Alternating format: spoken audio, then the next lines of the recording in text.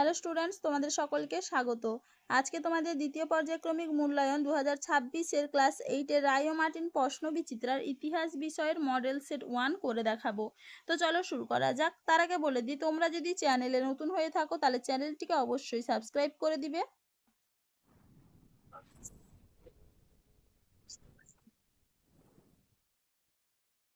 চলো প্রথমে দেখে নি একের দাগে। সঠিক উত্তরটি নির্বাচন করো। বাংলায় ইজারাদারি ব্যবস্থা প্রবর্তন করেন ওয়ারেন হেস্টিংস। Option A. পরে প্রশ্ন কি আছে? চিরস্থায়ী বন্দোবস্ত চালু হয়েছিল। অপশন সি 1793 খ্রিস্টাব্দে। পরে প্রশ্ন কি আছে? ভারতে রেলপথ ব্যবস্থার সূচনা করেন লর্ড ডালহৌসি। উত্তর হবে কি? Option B. পরে প্রশ্ন কি আছে? বেঙ্গল গেজেট পত্রিকাটি প্রকাশ করেন। Option D James Augustus Hicky. পরে প্রশ্ন কি আছে? জ্যোতিরাও ফুলে নিচুতলার মানুষদের অধিকার প্রতিষ্ঠার জন্য স্থাপন করেন। অপশন বি সত্যশোধক সমাজ। পরের প্রশ্ন কি আছে? নীল বিদ্রোহের একজন নেতা হলেন বিষ্ণুচরণ বিশ্বাস। উত্তর হবে কি? Option A. পরের প্রশ্ন কি আছে? ওয়াহাবি আন্দোলনের সূচনা হয়। অপশন বি আরবে। পরের প্রশ্ন কি আছে? জাতীয় মেলা বা হিন্দু মেলা প্রতিষ্ঠাতা ছিলেন। অপশন ডি নবগোপাল মিত্র। পরের প্রশ্ন কি আছে? স্বরাজ আমার জন্মগত অধিকার এই উক্তিটি করেন। অপশন বি বাল গঙ্গাধর তিলক। পরের প্রশ্ন কি আছে? বাংলায় বিপ্লবী আন্দোলনের মুখপত্র ছিল। অপশন বি যুগান্তর পত্রিকা। উত্তর হবে কি? Option B. চলো এবার দেখে নি দুয়ের দাগে। একটি বাক্যে উত্তর দাও। কোন অধিবেশনে নরমপন্থী ও চরমপন্থীদের বিরোধ চরম আকার ধারণ করে? উত্তর হবে কি? সুরাট অধিবেশন। পরের প্রশ্ন কি আছে? কত খ্রিস্টাব্দে নাট্যাভিনয় নিয়ন্ত্রণ আইন পাশ হয়? উত্তর হবে কি? 1876 খ্রিস্টাব্দে। চলো এবার দেখে নি পরের প্রশ্ন কি আছে? হিন্দু প্যাট্রিয়ট পত্রিকার সম্পাদক কে ছিলেন? উত্তর হবে কি? হরিশচন্দ্র মুখোপাধ্যায়। পরের প্রশ্ন কি আছে? সম্পদের বহির্গমন কি? উত্তরটা তোমরা উপনিবেশ হিসেবে ভারতের সম্পদকে ব্রিটেনে নানাভাবে স্থানান্তরিত করা হতো। তার প্রতিদানে অবশ্য ভারতে অর্থনৈতিক উন্নয়ন হতো না। এইভাবে দেশের সম্পদ বিদেশে চালান হওয়াকেই সম্পদের বহির্গমন বলে। এবার দেখে নি তিনের দাগে। নিচের বিবৃতিগুলি কোনটি ঠিক কোনটি ভুল লেখো। দাদন বলতে বোঝায় অগ্রিম অর্থ। এটা হবে সত্য। পরের প্রশ্ন কি আছে? 1829 খ্রিস্টাব্দে ডিরোজিও ব্রাহ্ম সমাজ প্রতিষ্ঠা করেন। এটা হবে মিথ্যা। পরের প্রশ্ন কি আছে? জাতীয় কংগ্রেসের আদি পর্বের নেতৃত্বকে নরমপন্থী বলে চিহ্নিত করা হয়। এটা হবে সত্য। চলো এবার দেখে নি চারের দাগে। বেমানান শব্দটি খুঁজে বের করো। চিরস্থায়ী, রাউতোয়ারি, মহাজনী, মহলবাড়ি। এটা হবে কি? মহাজনী। এর পরেরটা হবে বিরসা মুন্ডা।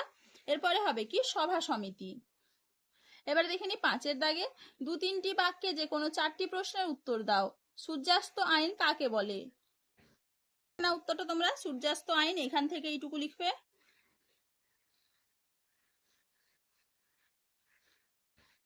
চলো এবারে পরের প্রশ্ন কি আছে?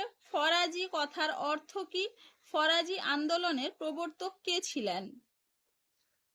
এখানে উত্তরটা তোমরা ফরাজি কথাটি ফরাজ শব্দ থেকে এসেছে। এর অর্থ হলো আল্লাহর আদেশ। এর প্রবর্তক ছিলেন হাজী শরীয়ত উল্লাহ। পরের প্রশ্ন কি আছে? সাঁওতাল বিদ্রোহের দুটি কারণ লেখো।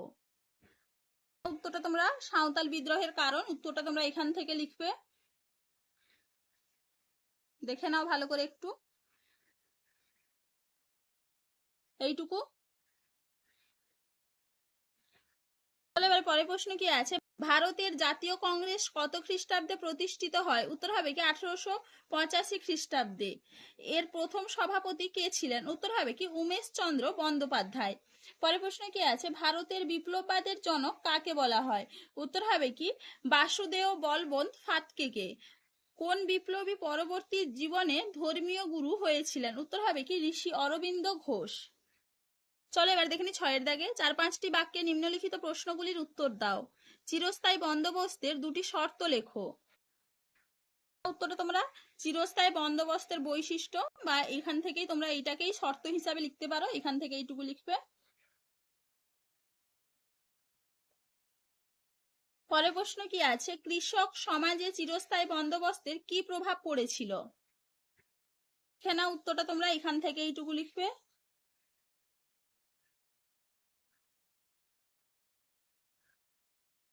পরের প্রশ্ন কি আছে, ভারতে ইস্ট ইন্ডিয়া কোম্পানির আমলে দেশীয় শিল্পের অবক্ষয়ের 4টি কারণ লেখো।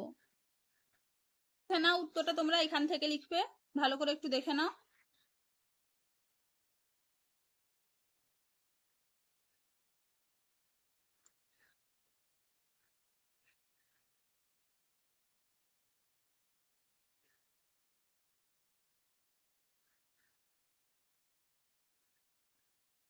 এইটুকু। পরের প্রশ্ন কি আছে, বিদ্যাসাগরের সমাজ সংস্কার আন্দোলন সম্পর্কে টিকা লেখো। দেখে নাও উত্তরটা তোমরা এখান থেকে লিখবে।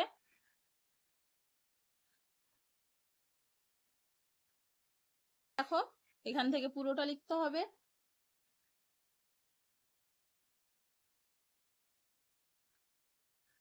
এইটুকু। পরের প্রশ্ন কি আছে, নব্যবঙ্গ বা ইয়ং বেঙ্গল কাদের বলা হতো।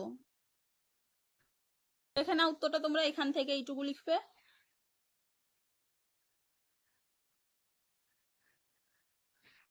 পরের প্রশ্ন কি ছিল, সমাজ সংস্কার আন্দোলনে ডিরোজিওর 2টি অবদান লেখো। উত্তরটা তোমরা সমাজ সংস্কার আন্দোলনে ডিরোজিওর 2টি অবদান এখান থেকে এইটুকু লিখবে।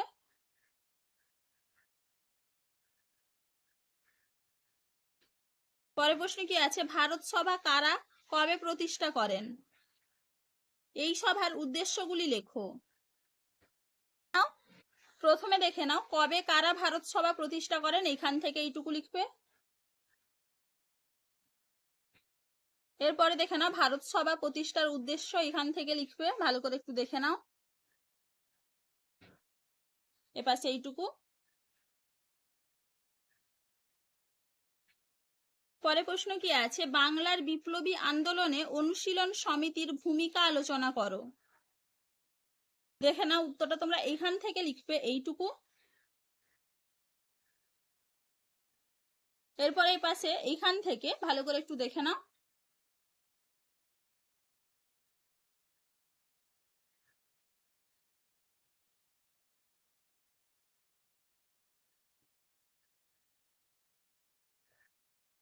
এইটুকু লিখবে।